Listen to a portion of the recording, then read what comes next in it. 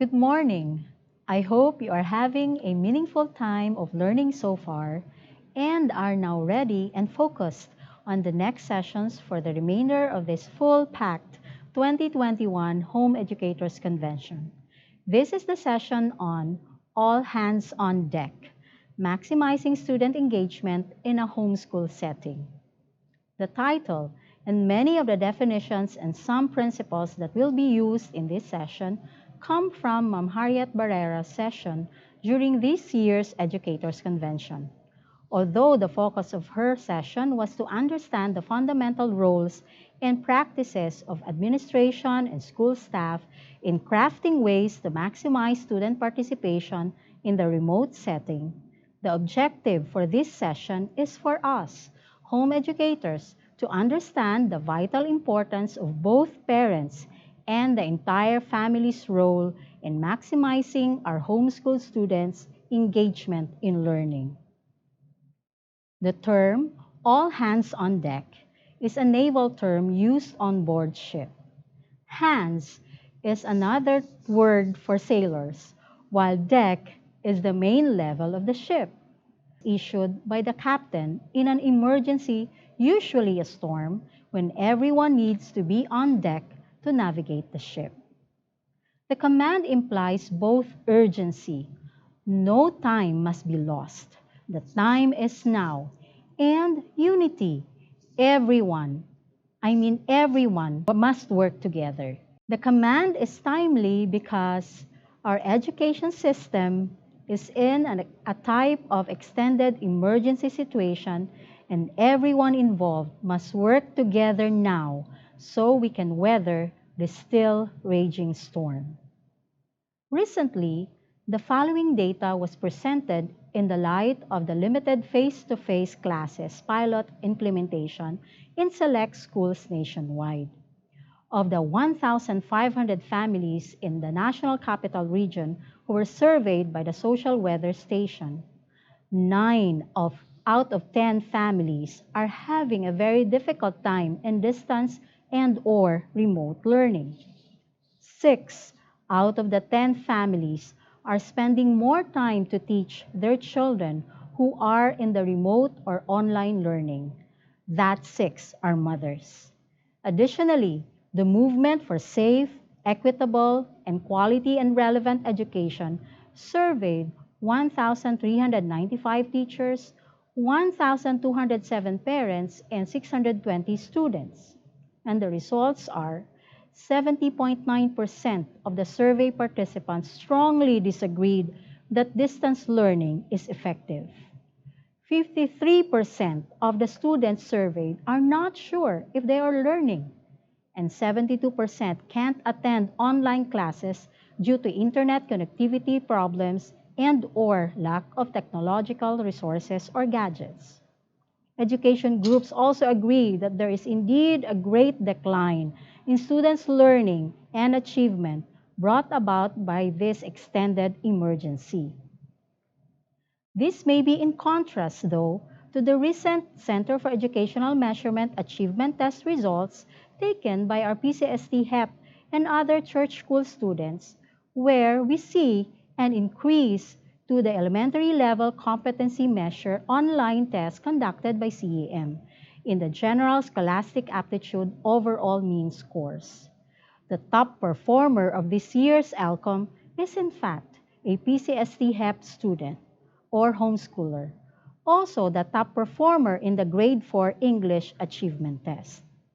Just a disclaimer though that even if we see constant learning among our homeschool students, even during this extended pandemic, the homeschooling environment pre-pandemic is still quite different during the pandemic when all our children are confined in the homes.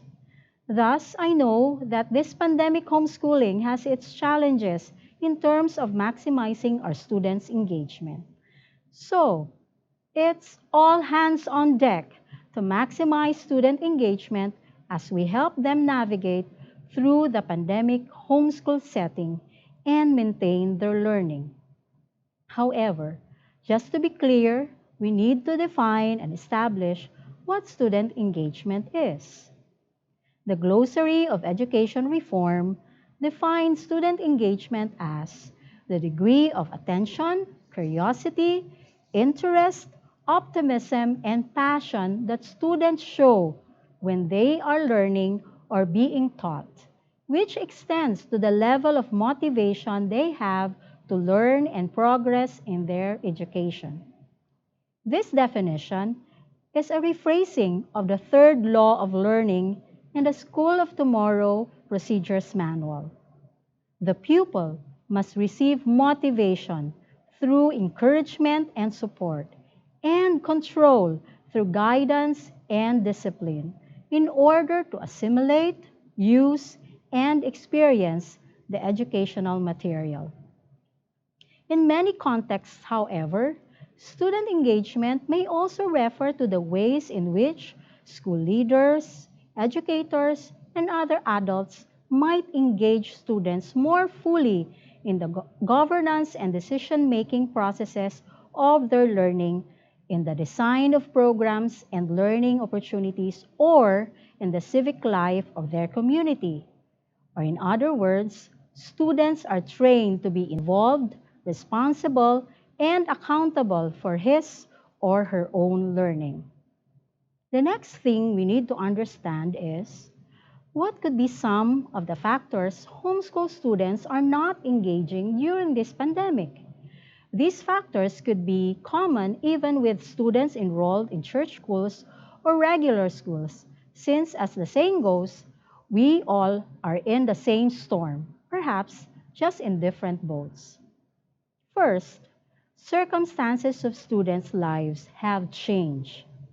Many families are dealing with illness, loss, and financial constraints. What they've had before as normal activities are now restricted or at times prohibited. Even simple family bonding activities like going out on weekends, eating together in a restaurant after church, or even going to church are not possible all the time. These have all changed, and our student may still be struggling with these changes. And when they struggle, pace work ceases to be all that important. The second reason for the lack of student engagement is that students are dealing with stress and trauma. Anxiety over the pandemic and the perceived results on their lives have produced emotional challenges. Our young students may not have a support system or coping skills to help them manage their feelings, so that even their cognitive processing, the way they take in information, transform it, store it, retrieve it, and put it to work, this is interrupted. Their executive functioning skills like controlling their impulses, paying attention, remembering information, planning and organizing time and materials, and responding appropriately to social situations and stressful situations, these are reduced, and their emotional regulation, the ability to monitor and modulate which emotions one has, when you have them, and how you experience and express them, this is disrupted. Third reason, especially for those who are new to the homeschooling and to the individualized system of School of Tomorrow, is the discipline of independent learning is a new concept for both parents and child. While our paces are self-instructional, the new concept of having no direct instruction from a teacher may hinder students from accessing or experiencing fully the valuable content in our paces. Fourth, the students need more structure and support since most, if not all, of their activities are done at home. Parents may make a mistake when they think they can throw the paces at their children and walk away because the program is very self-instructional and self-directed. So perhaps parents might be tempted to become disconnected. Lastly, the expectations of the PCST, Home Educators Program Administration, and our academic advisors for engagement have not changed. PCSD HEP have always set and reinforced definite expectations regarding academic performance. Having looked at some of the common reasons why students fail to engage in their learning, let us now look at what does engage them. Most research studies show that there are two predictors of student engagement, and these are emphasized in Ma'am Barrera's HedCon session. First is positive relationships, and second, learning mindsets. Children learn best when the significant adults in their lives, parents, tutors, and other family and community members, work together to encourage and support them. This basic fact should be a guiding principle as we think about how our homes should be organized to maximize our students' engagement. For the student, there are three ways they engage academically. They interact or are in a relationship, so to speak, with these entities. First, student to material. Although a student's interaction with his spaces is not what we would usually term as a relationship, it is nevertheless the primary academic engagement of our students and one which takes up most of their learning time. Our PACEs provide the needed elements for this type of engagement. They are self-instructional and can be read and referred to repeatedly. The questions and activities are structured to guide students into mastery of learning concepts. All the necessary elements are there for the students to experience the learning material. When students enjoy their paces, engagement will not be difficult. The second relationship we need to look into is student to student, who can either be a sibling or a peer. The social relationship that bonds children together has to be reinforced continuously and creatively during this season when they are restricted to go out. Socialization, which has been a perennial myth in homeschooling, has always been a double-edged sword because it cuts both ways. He who walks with the wise men will be wise, but a companion of fools will suffer harm. Good socialization is primarily age integrated. It occurs when the young are included in the lives of older and wiser people, especially parents and other family members at home, and the spiritual family of one's local church. Walking with the wise is a lifestyle, not a program. It includes working together, eating together, playing together, worshiping together, and studying together. Third is the student to instructor or student to parent teacher relationships. This comprises all of the interactions between a student and his teacher or parent. This occurs at all times within the day when homeschool moms or dad prays, gives congratulation slips, thus goal checking, conducts devotions, scores, gives academic help, reviews, and tests. Of the three, student to material, student to student, and student to instructor or student to teacher, the third, student to teacher, was rated by students as the most valued for learning.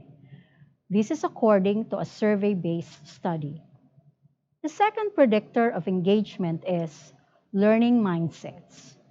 According to the Rochester Institute of Technology Teaching and Learning Services, a learning mindset refers to an individual's basic orientation towards the act of learning.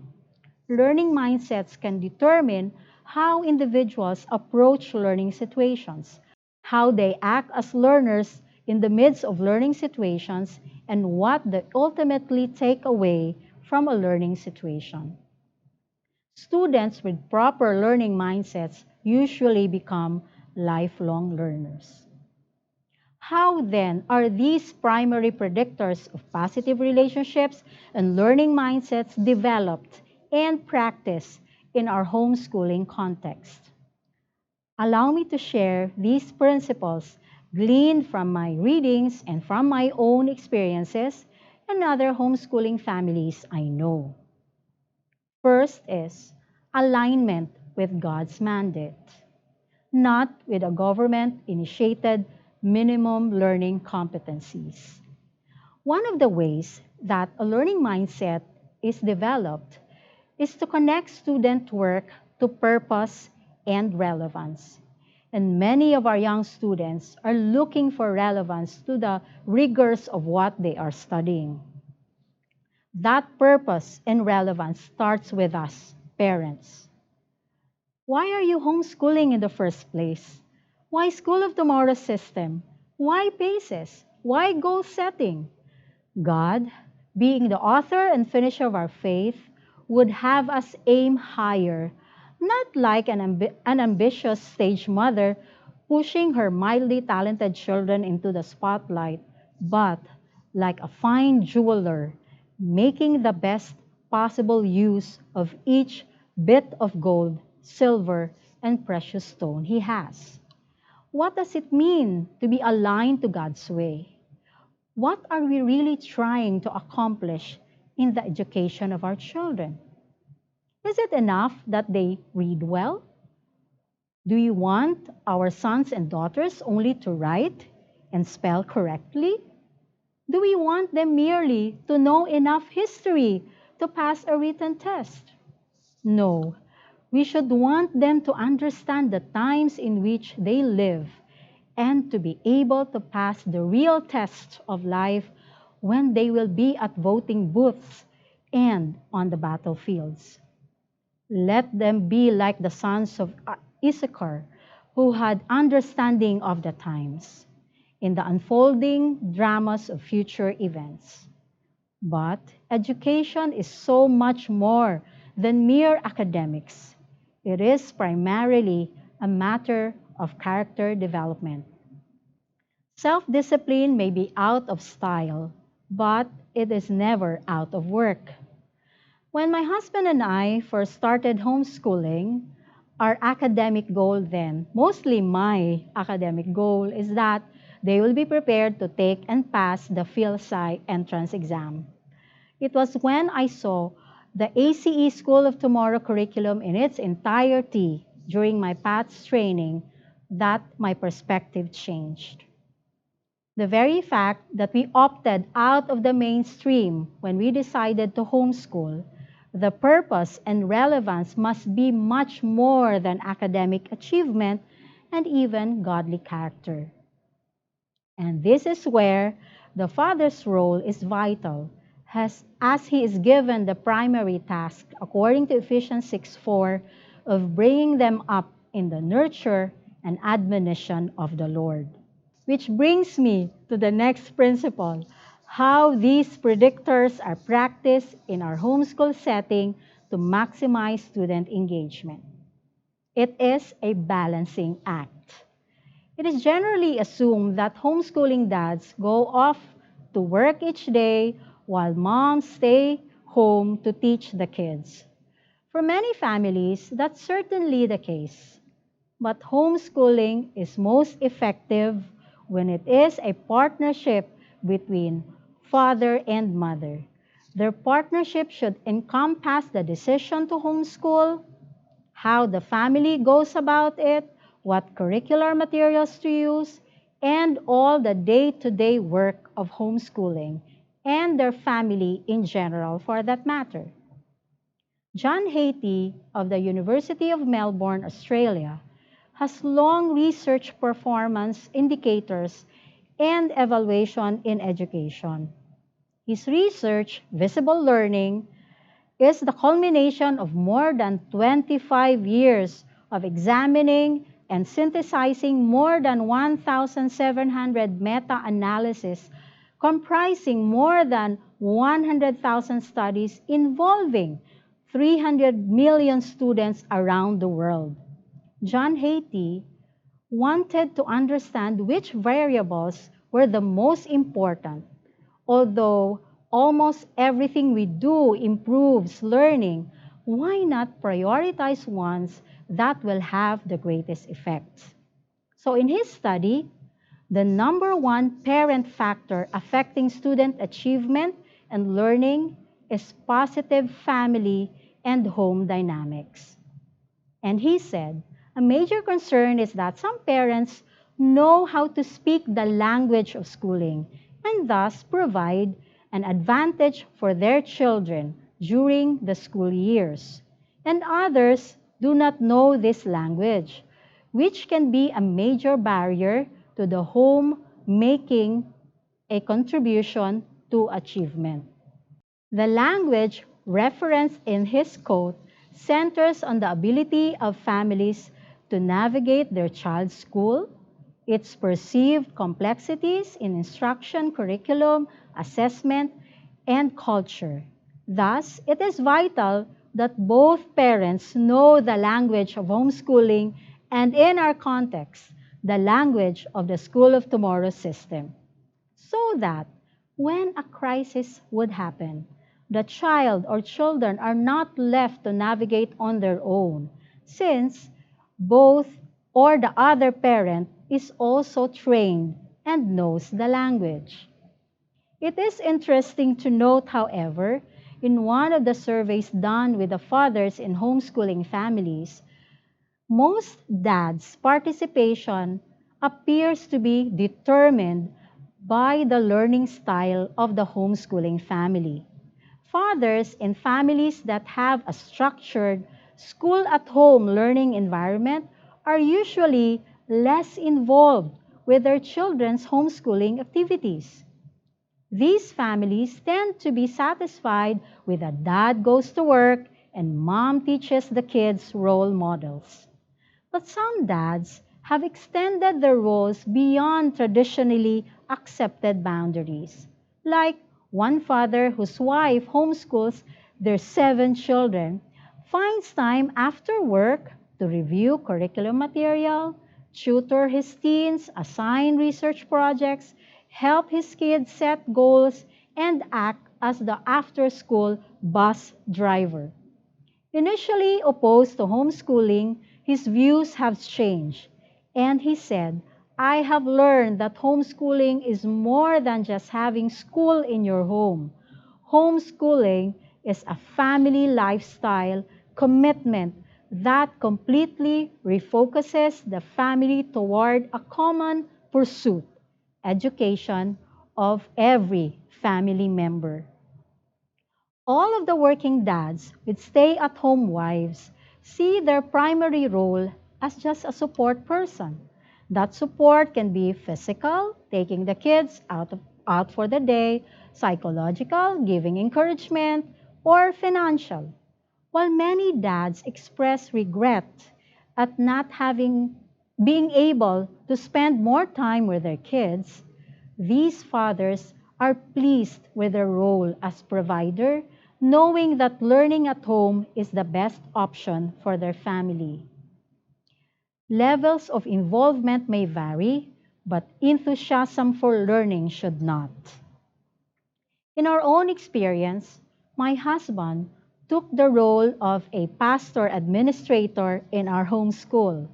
That's why morning exercises, which involves pledges and devotion, are done very early in the morning before he goes to work. Though we are also both licensed electrical engineers, he took on the role of supervising their science hands-on experiments like in physics spaces. Gary Wyatt, writing for Home Education magazine, urges homeschooling fathers to become more involved. And he said, at the end of the day, it's a temptation to veg out in front of the TV or do other things that exclude our families. I've heard a lot of well-intentioned fathers complain that they can't find the time for their children. However, the proactive fathers I know make time for them.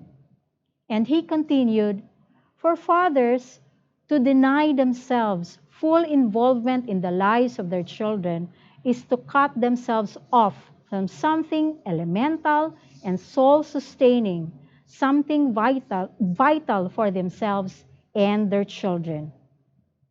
It's a balancing act that will reap eternal dividends.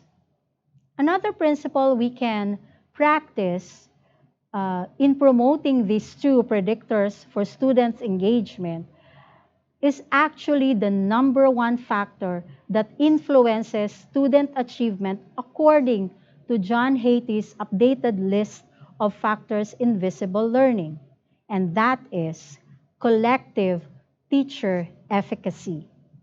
Psychologist Albert Bandura defined the concept of collective efficacy as a group's shared belief in the conjoint capabilities to organize and execute the courses of action required to produce given levels of attainment. In 2011, researcher Rachel Els introduced the term collective teacher efficacy. Professor John Hattie continued this work in the field of education, most notably in his book, Visible Learning. What does John Hattie mean by collective teacher efficacy, or in our context, collective family efficacy? In his work on collective teacher efficacy, he emphasized the importance of teachers working together in professional learning communities. By doing so, teachers have a shared goal, and that is the learning of their students. In order to build collective efficacy, according to Haiti, teachers, in our case, parent teachers, must tightly align their actions to student outcomes.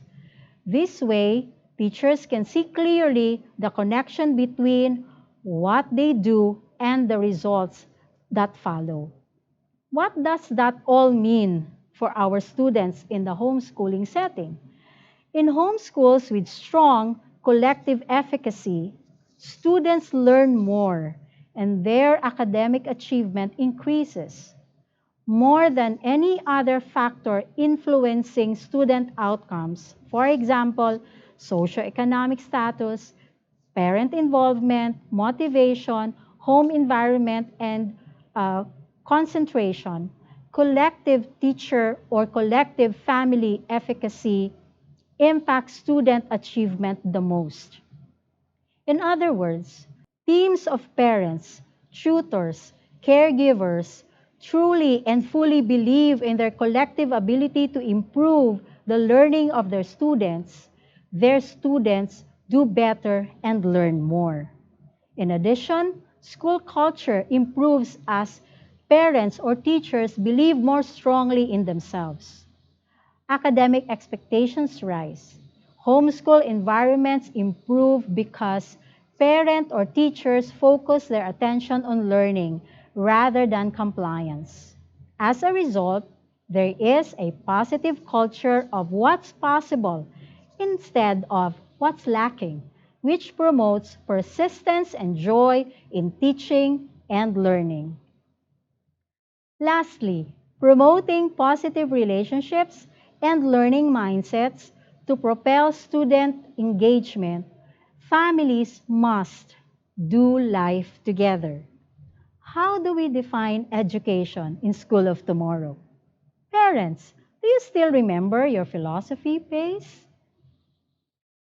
Education is defined in School of Tomorrow as education is life. It is the communication of life from the living to the living. And that is exemplified most in a homeschool setting where our children are learning with us 24/7.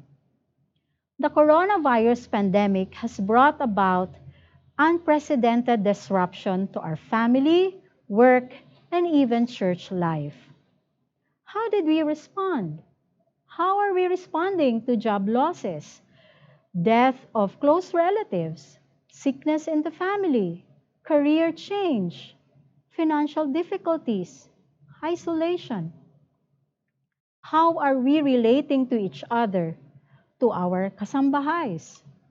In all our responses, our children's eyes are on us. We are communicating life and truth right there at home. That's education. When our eldest son graduated from college, one of my college classmates, who is a very successful lady engineer, asked me what was his course. And I mentioned Bachelor of Arts in English, major in creative writing.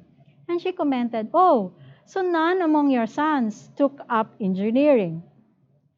While we did not influence them verbally what course to take in college or their choice of careers, my husband and I realized that they were partly influenced by their exposure to what we are doing in our different ministries, the curriculum that we are using, the activities, and the people in the community that they are surrounded with.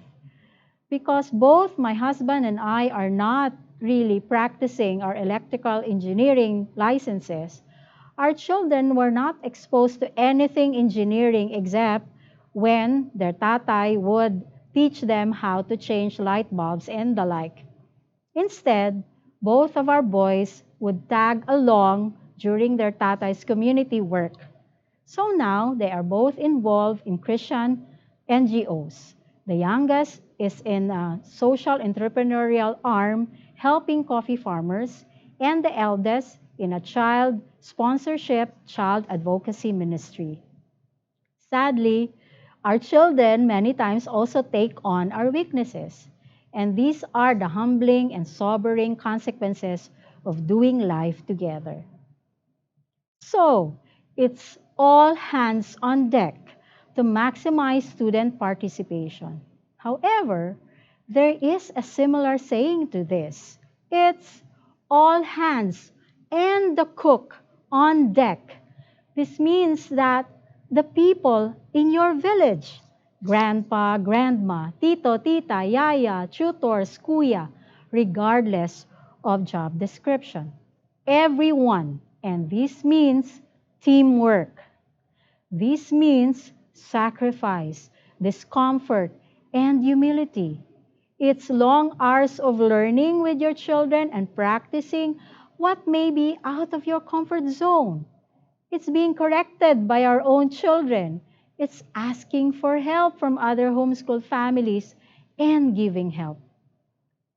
One of the principles that changed my perspective in homeschooling is the Great Commandment lesson by attorney David Gibbs. In particular, when he shared the illustration on the background of the verse, "Train up a child in the way he should go," which may be translated to "touch the palate of the child."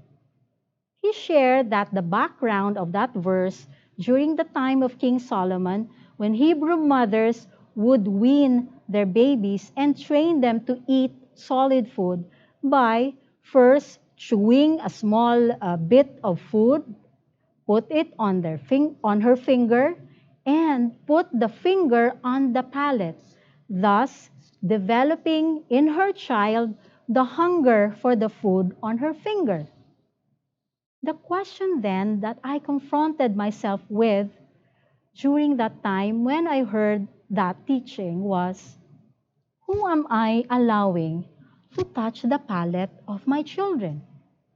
What appetites we as parents are we exposing our children to?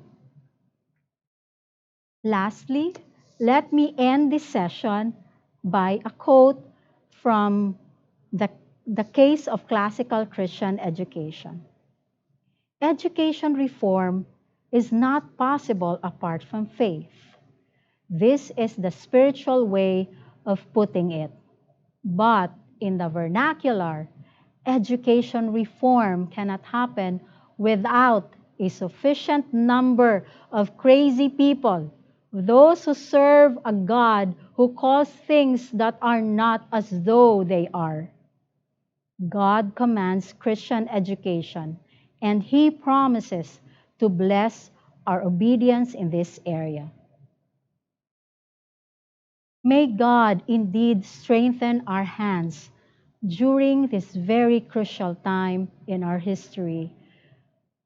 Us who are called bunch of crazy people who chose in the midst of these unprecedented times to continue serving God through an intentionally Christian education at home.